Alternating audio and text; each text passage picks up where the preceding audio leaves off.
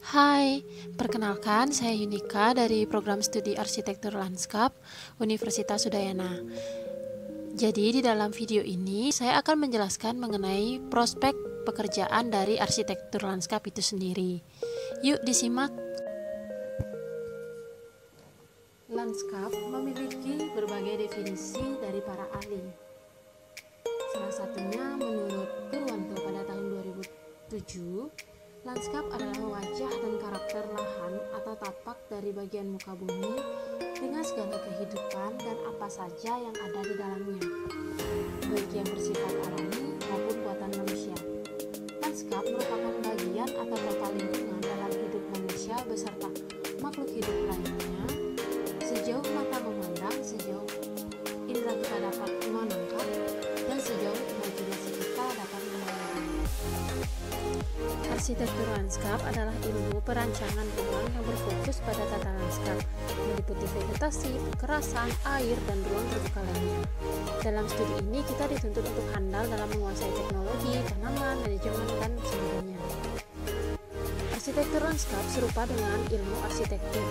Program studi arsitektur lanskap juga belajar mengenai perencanaan dan perancangan konstruksi, namun dalam ruang lingkup outdoor baik pada skala mikro sampai makro. Lalu, setelah kita lulus studi arsitektur lanskap, kita akan kerja apa sih?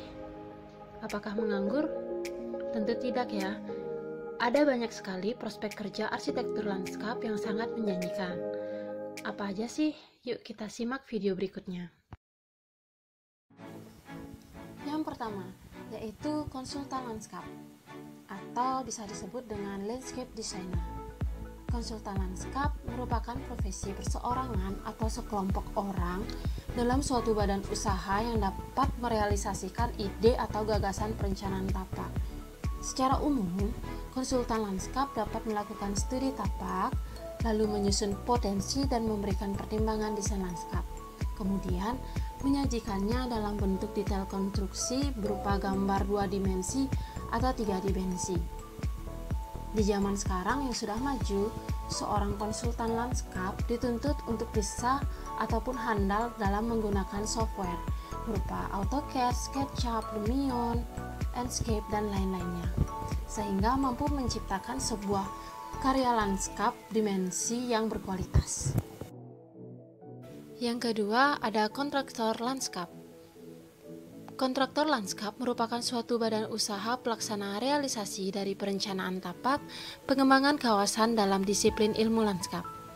Perbedaan konsultan dan kontraktor lanskap berada pada ruang lingkup kerja profesi satu sama lain.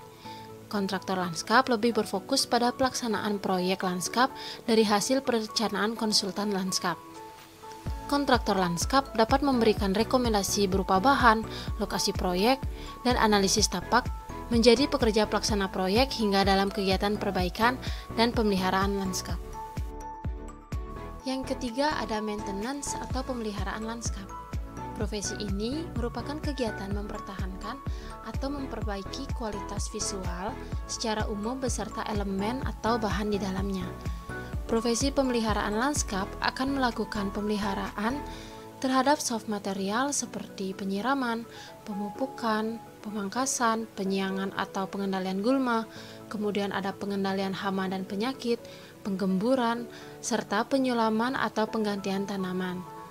Selain itu, profesi ini juga akan melakukan pemeliharaan terhadap hard material seperti pembersihan, pengurasan, pengecatan, penggantian, dan juga perbaikan di dalam lanskap itu sendiri. Yang keempat ada nursery. Nursery merupakan profesi lanskap yang menyediakan atau dapat dikatakan sebagai supplier kebutuhan lanskap. Profesi nursery dalam pelaksanaannya menyediakan elemen yang terdapat dalam lanskap seperti tanaman, perkerasan, peralatan penyiraman, pot tanaman, atau media tanam seperti tanah subur, kokopit, dan arang sekam.